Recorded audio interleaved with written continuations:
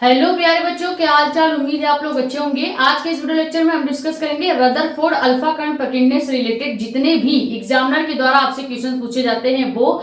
ये वीडियो मैं इसलिए बना रही हूँ क्योंकि अभी जस्ट 2 घंटे पहले एक मैसेज आया है कि आज ही मेरा वाइवा का जो एग्जाम है वो होने वाला है 10 बजे। तो मैं इसीलिए ये वीडियो बना रही हूँ।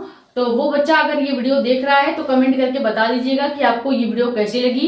वीडियो को स्टार्ट करते हैं क्योंकि ज्यादा टाइम नहीं है, क्योंकि मुझे 10 बजे से पहले ये वीडियो अपलोड भी करना है। ठीक है, नए हैं तो चैनल को सब्सक्राइब कर लें और अगर ज्यादा से ज्यादा वीडियो कर दे शेयर, ताकि और भी लोग जुड़ जाएं। अपने कमेंट सेट आउट आप यहाँ पे या हमारा इंस्टाग्राम आईडी भी मेडिकल स्टूडेंट साक्षी मिश्रा के नाम से, वहां पे पूछ सकते हैं अपने डाउट्स। ठीक है, अब देखिए जो रदरफोर्ड का अल्फा कण प्रकीर्णन था, आपने ये डायग्राम बना रखा होगा जो कि मैं यहाँ पे गूगल से फोटो लगा रही हूँ। इस डायग्राम से रिलेटेड आपसे क्वेश्चन क्या पूछे जाएंगे।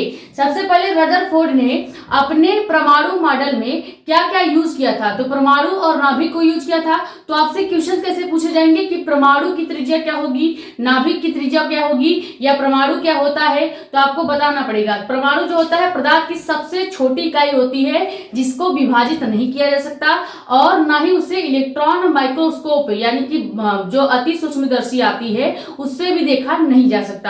ये होता है आपका परमाणु। अब इससे रिलेटेड क्वेश्चन कैसे पूछे जाएंगे। अब अल्फा कण प्रकीर्णन का ये डायग्राम आपने बनाया होगा। अब इससे क्वेश्चन क्या आएगा। पहला क्वेश्चन है कि परमाणु तथा नाभिक की त्रिज्या कितनी होती है, यानी परमाणु का जो आपकी त्रिज्या है, जो उसका एंगल है वो कितना होगा, और जो आपका नाभिक है उसकी त्रिज्या कितनी होगी। तो याद रखिएगा परमाणु की त्रिज्या जो होती है 10 घाते -10 मीटर होती है, जबकि नाभिक की जो त्रिज्या होती है ये 10 घाते -15 मीटर होती है। अब आपसे यहाँ पे एक क्वेश्चन ये भी पूछा जा सकता है कि परमाणु और नाभिक में दोनों में से कौन छोटा है।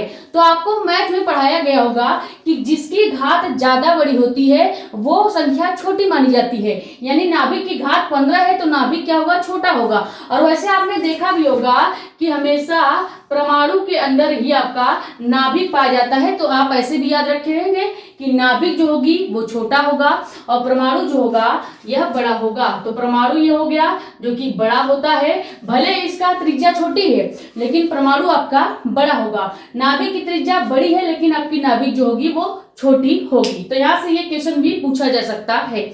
अगला क्वेश्चन क्या है कि परमाणु में कौन कौन से कण पाए जाते हैं। तो आपको पता होगा ये जो परमाणु हमने बनाया है इसके अंदर आपके इलेक्ट्रॉन पाए जाते हैं परमाणु के अंदर, और चूंकि परमाणु के अंदर ही आपका नाभिक भी पाया जा रहा है और नाभिक के अंदर आपके क्या पाए जाते हैं, प्रोटॉन जिसपे प्लस आवेश होता है और न्यूट्रॉन जिसपे कोई आवेश नहीं होता है, ये पाए जाते हैं। तो हम कह सकते हैं कि परमाणु के अंदर इलेक्ट्रॉन, प्रोटॉन और न्यूट्रॉन पाए जाते हैं। ठीक है, इनडायरेक्टली आप ये भी कह सकते हैं कि इनपे इलेक्ट्रॉन, प्रोटॉन और न्यूट्रॉन पाए जाते हैं। तो क्या लिखा है कि परमाणु में कौन कौन से कण पाए जाते हैं। परमाणु में इलेक्ट्रॉन, प्रोटॉन, न्यूट्रॉन पाए जाते हैं, जबकि नाभिक में आपको प्रोटॉन और न्यूट्रॉन देखने को मिलेगा और इलेक्ट्रॉन आपको परमाणु में देखने को मिलेगा। अगला क्वेश्चन क्या है, सबसे पहले परमाणु मॉडल किसने दिया था।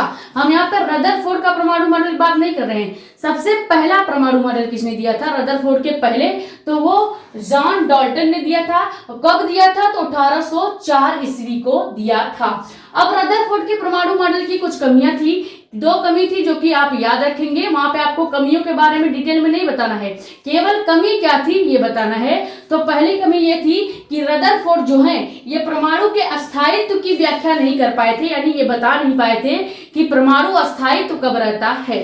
सेकंड क्या कमी थी कि परमाणु के स्पेक्ट्रम की व्याख्या रदरफोर्ड नहीं कर पाए थे। ये 2 कमियों के नाम आप याद रखेंगे, इसके बारे में डिटेल में वहां पे आपसे नहीं पूछा जाएगा। अगला क्वेश्चन क्या है कि यह मॉडल कब दिया गया था, यानी रदरफोर्ड का जो परमाणु मॉडल है वो कब दिया गया था, तो 1911 ईस्वी में दिया गया था और इसको आप ऐसे ही डायरेक्ट याद करेंगे।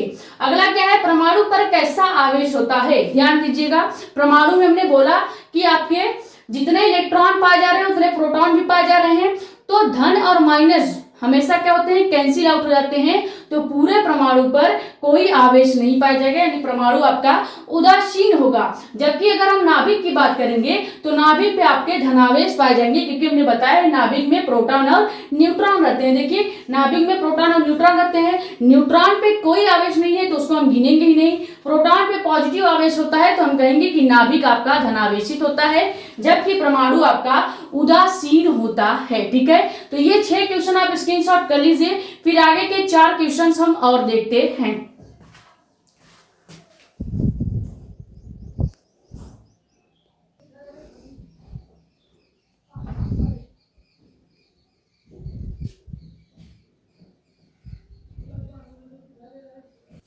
तो अगला क्वेश्चन क्या है जो आपसे पूछा जा सकता है रदरफोर्ड अल्फा कण पटिन्नर से रिलेटेड, कि इलेक्ट्रॉन, प्रोटॉन व न्यूट्रॉन की खोज किसने की। क्योंकि परमाणु के अंदर आपको इलेक्ट्रॉन, प्रोटॉन, न्यूट्रॉन तीनों मिलते हैं, तो आपसे पूछा जा सकता है कि इसकी खोज किसने की थी। तो इलेक्ट्रॉन की खोज की थी जे थॉमसन ने। आप याद रखेंगे क्या, थॉमसन ने। ठीक है, बस यही याद रखना है। इनका पूरा नाम क्या है, जे थॉमसन, लेकिन आपको केवल थॉमसन ही याद रखना है। प्रोटॉन की खोज किसने की थी, तो प्रोटॉन की खोज रदरफोर्ड ने की थी। जबकि न्यूट्रॉन की खोज जो है चैडविक नामक वैज्ञानिक ने की थी। ठीक है, चैडविक नामक वैज्ञानिक ने की थी। अगला क्वेश्चन क्या है कि अल्फा कण क्या होता है। चूंकि हम पढ़ क्या रहे हैं रदरफोर्ड का अल्फा कण प्रकीर्णन, तो आपसे एग्जामिनर ये क्वेश्चन जरूर पूछेगा कि अल्फा कण क्या होता है। तो आप याद रखेंगे हीलियम परमाणु के नाभिक को ही अल्फा कण कहा जाता है, यानी हीलियम परमाणु का नाभिक ही क्या होता है, अल्फा कण होता है। अब अल्फा कण पे आवेश कितना होता है, तो आप याद रखेंगे हमेशा 2 इलेक्ट्रॉन का आवेश होता है, यानी आप याद रखेंगे क्या, +2 इलेक्ट्रॉन। ठीक है, +2 इलेक्ट्रॉन का आवेश होता है। इलेक्ट्रॉन का मान रख के अगर 2 से गुणा करेंगे, जो मान आएगा वो आपका अल्फा कण का करेक्ट आवेश का मान होगा।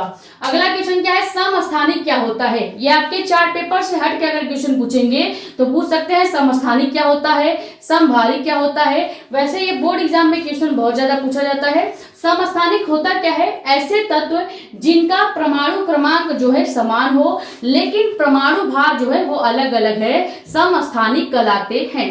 ठीक है, अब अगर आपसे समभारिक पूछेगा तो आप क्या कहेंगे, जो पूछेगा वो आप समान बोल देंगे। जैसे समस्थानिक का मतलब है कि परमाणु क्रमांक समान, बाकी परमाणु भार डिफरेंट। लेकिन समभारिक का मतलब हो जाएगा कि परमाणु भार जो है वो समान हो जाएगा और परमाणु क्रमांक जो है वो अलग अलग हो जाएंगे, यानी जस्ट इसी का उल्टा आपका समभारिक होता है, समस्थानिक का उल्टा। ठीक है, अब कूलाम का नियम क्या है ये भी आपसे पूछ सकते हैं, क्योंकि चार्ट पेपर से डिफरेंट कोई भी क्वेश्चन आपसे पूछा जा सकता है। कूलाम का नियम क्या है, इस नियम के अनुसार बल जो होता है 2 आवेशों के परमाणु के गुणनफल के अनुक्रमानुपाती तथा उनके बीच की जो दूरी r होती है उसके वर्ग के क्या होता है, व्युत्क्रमानुपाती होता है। अब इसका आपसे फॉर्मूला भी पूछा जा सकता है कि कूलाम के नियम का फॉर्मूला क्या था, तो याद रखेंगे F = K × Q1 × Q2 और बटे में r²। ये था आपके कूलाम के नियम का फॉर्मूला। ठीक है, तो ये 10 क्वेश्चन हमने ऐसे देख लिए हैं जो आपके रदरफोर्ड अल्फा कण प्रकीर्णन के वाइबैक से रिलेटेड पूछे जाएंगे। ठीक है, इससे ज्यादा एग्जामिनर आपसे नहीं पूछ सकता है। बाकी पहले जो आपको 6 क्वेश्चन कराएं, अगर आपको पहला क्वेश्चन नहीं दिख रहा होगा क्योंकि मैंने कैमरे को चेक नहीं किया था, डायरेक्ट वीडियो बनाने लग गई थी क्योंकि जल्दी ये वीडियो देना है ना, इसलिए तो वो आप क्वेश्चन स्क्रीनशॉट करते समय आपको प्रॉपर दिख गया होगा।